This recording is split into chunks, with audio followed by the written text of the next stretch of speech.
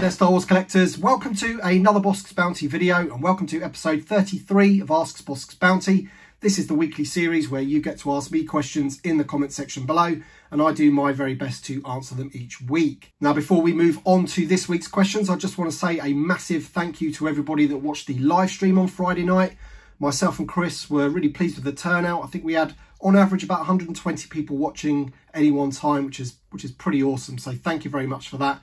And if anyone missed that, we were basically doing a preview event or a preview live stream for the Fans First Monday Hasbro Pulse event, which is happening tomorrow at the time of recording this video anyway. So let's hope for some amazing reveals from Hasbro. Fingers crossed that we get some really cool stuff. Not just the stuff that we know about that's coming already, but some extra stuff as well, because that'd be absolutely awesome. Now, if you happen to like this video, don't forget to drop a like down below, because that really does help the video and the channel. And let's get on to the first question. Carl Jones says, hi Bossk's Bounty, do you think we'll get more Clone Wars figures next year? And ultimately, I'm convinced that we will. At the end of the day, they're bringing out lots in the Black Series. There's lots of Black Series Clone Wars figures that have been rumoured. And the vintage collection tends to sort of mirror that. Not exactly, obviously we don't get exactly the same figures, but you know, when there was the Mandalorian figures in the Black Series, we also got some in the vintage collection as well. And I don't think the vintage collection is going to neglect the Clone Wars at all. Pretty sure that all the 3.75 inch collectors out there love the Clone Wars, and I'm pretty sure Hasbro know that as well. And hopefully we'll get a whole wave of them, who knows, but I don't think it'll be this year. I think we know pretty much what we're getting this year, unless there's a surprise wave out, or if there's some kind of convention exclusive, who knows. But next year I think could be the Clone Wars year. Dime Store Shelf says, hello Bossk, awesome video, thank you very much. How do you feel about Hasbro bombarding the collecting community with $600 plus in Black Series pre-orders within the last 2 months? So this is something I actually did cover on the live stream. I do remember that this comment that I wanted to answer on this video. And yeah, it's a lot of money to drop, isn't it, all at once? At the end of the day, they had the wave with Tebow and the Clone Trooper in it and things like that. I think there was the Rogue One Stormtrooper new sculpt as well.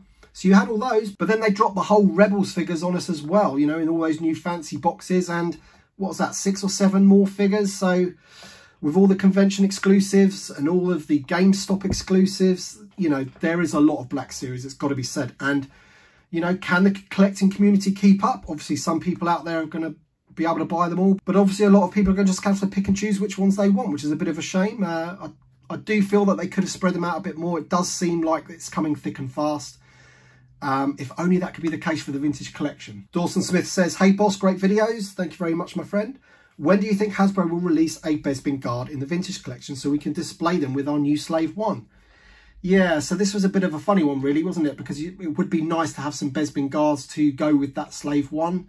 I realise the Slave 1 is a reissue essentially, and also if they were to bring out some Bespin guards, they would potentially be reissues as well. But we had 2 in the vintage line back in the day, and obviously these have got their own card backs, so it'd be very nice if we got those card backs with all new figures in the vintage collection. Whether it's going to happen, I don't know.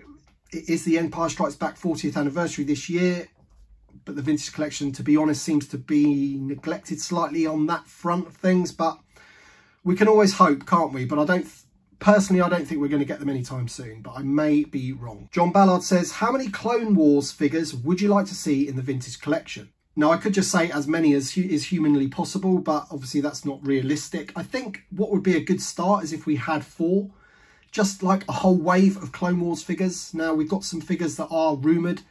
They're named after oceans, and there's another wave that are named after gemstones. They're like the code names that they give them, so we don't really know what those are yet. Who knows, they might be revealed on the Hasbro Pulse live stream. Let's keep our fingers crossed for that. But I think if one of those waves could be just dedicated to the Clone Wars, that would be absolutely awesome. You know, give us Captain Rex, give us a 332nd Ahsoka Trooper, maybe give us an updated Ahsoka. Who knows? I mean, the possibilities are endless. Obviously, we're getting 5s. We need Echo. But if they just gave us 4 in a wave, I'd be totally happy with that. Similar type question here from Seth Critchley. Great video as always. Would you like to see Hasbro release more unique Clone Trooper characters such as Wolf and 5s in the vintage collection, as well as the generic clones such as the regular 501st? So we are getting that, my friend. We are definitely getting Wolf, and we are definitely getting 5s. Of course, we do need a new Captain Rex. We do need an Echo figure.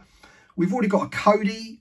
I wouldn't mind an updated Commander Bly, and of course characters like Commander Apo, which aren't necessarily in anything as far as I know, but things like that on a card back would go very nicely indeed. Of course, I would love an all-new Clone Trooper sculpt where they could use it for all the different battalions and legions and what have you. Maybe it doesn't have to have a removable helmet, and we could have an all-new 501st and all-new 212th without those silly bucket heads. Big Biscuit says, Ask Boss Bounty, I'm having trouble telling people I collect figures. Any advice? Yeah, so I think the first piece of advice on that is that you shouldn't really care what other people think necessarily, and you shouldn't really be embarrassed about your hobby.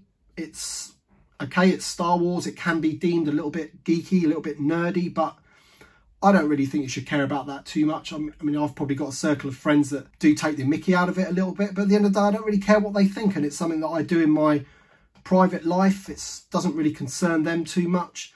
And also, you could probably throw back the fact of the value of your items potentially, that it is, I don't know, it's a bit like having a stamp collection. You might have a collection of stamps, and then one or two of them might be like ultra rare stamps and worth a hell of a lot of money. And I tend to think when somebody knows the value of something, they seem to shut up at the end of the day. You know, if you bought the Ahsoka on card back in the day when it first came out for $10 or whatever it was, and now it's worth $150, I think that usually shuts some people up. So ultimately, I kind of wouldn't worry, and it's really none of their business. Crispy Greedo says, why do they price the vintage collection at $13? It's less than half the plastic used in the $20 Black Series, and I think they could make more money at the $8 price. Does it really cost them that much, or are they overpricing?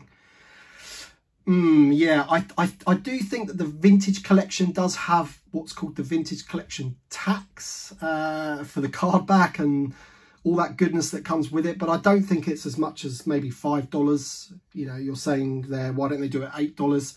I think if they did it at $8, you've obviously got the retail side of it. They've got to have their cut. So there wouldn't really be too much left in terms of profit. Apparently the Black Series and the Vintage Collection, even though they are in two different scales, if you look at this one, this Boba Fett and this Boba Fett apparently doesn't actually differ that much in terms of production cost. You've got the same in terms of design, packaging design, you know, people's wages that are involved in designing the figure.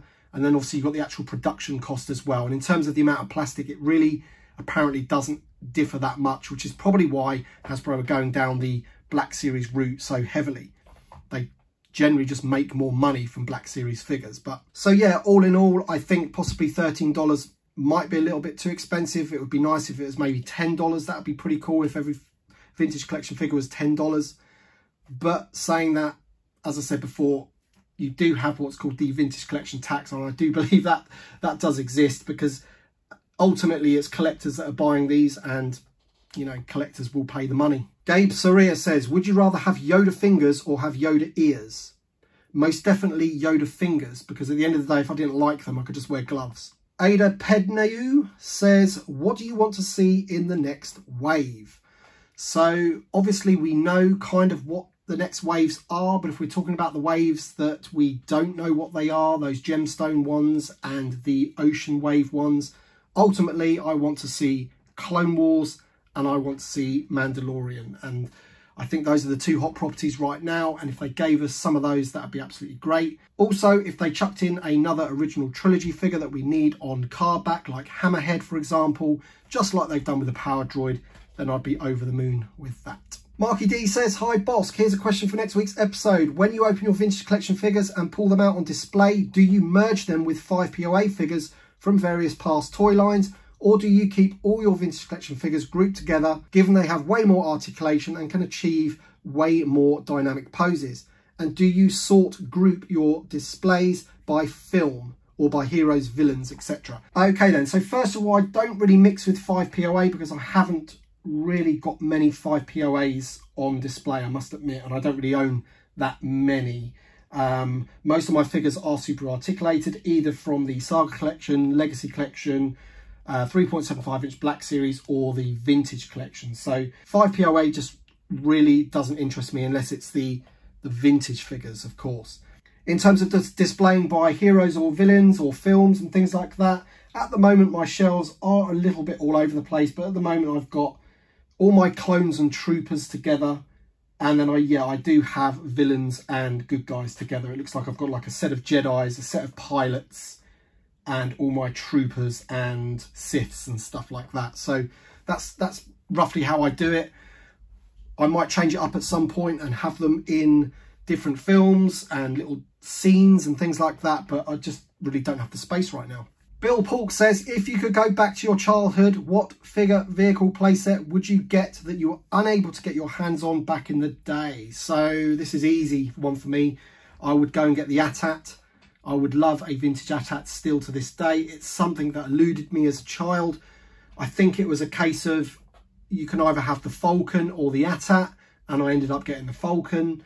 I don't regret that decision. Although I don't think it was really a decision, it was just given to me at Christmas. But you know what I mean, it's like, that's what I had and that's what I was happy with. My next door neighbour did have the AT-AT, and every day we would go round and we would get all the toys together and we'd play with all the toys. So I did get to play with the AT-AT, but I never owned it myself, which is a bit of a shame. But if I could get one of those vintage ones boxed now with the working chin guns and all that kind of stuff, that'd be absolutely awesome. So yeah, I'd definitely pick the AT-AT. Alright then guys, that's it for this video. Thank you very much for watching this week. Don't forget, if you do have a question for next week's episode, to leave it in the comment section below. And of course, hit the like button on this video. And if you're new to the channel, please subscribe. And let's keep our fingers crossed for the Hasbro Pulse live stream tomorrow. And let's hope we get lots and lots of vintage collection reveals. Back the TVC, and we'll see you on the next one.